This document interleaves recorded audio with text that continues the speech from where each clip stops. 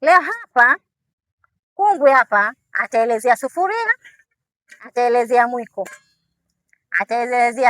ataelezea kisahani ambacho mnakiita kisosi na kikombe chake. Pia atazungumzia jiwe na msio. Kungwi atazungumzia huu ni mswaki, atazungumzia dawa mswaki, atazungumzia na hichi kiwembe au mashine. Hivi atadivavadua mswaki kazi yake ni nini? Dawa mswaki kazi yake ni nini? Hichi kiwembe kazi yake ni nini? Hakimaliza hapo, atakuja katika hii tishu. Hii tishu leo kwa sababu tuko nje, tuko live. Hii tishu tumeichukulia ni mfano wa kitambara.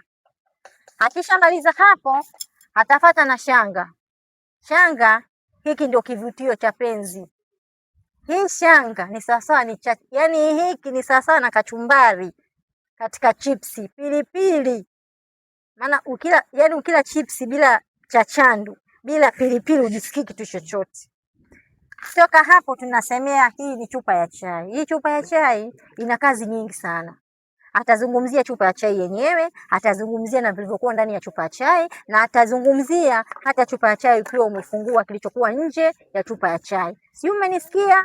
Wapenzi wetu, karibuni sana, karibuni sana, karibuni sana jamani. Mchele mmoja, mapishi tofauti, karibuni sana. Ukilijua hili mwenzako analijua lile. Karibu.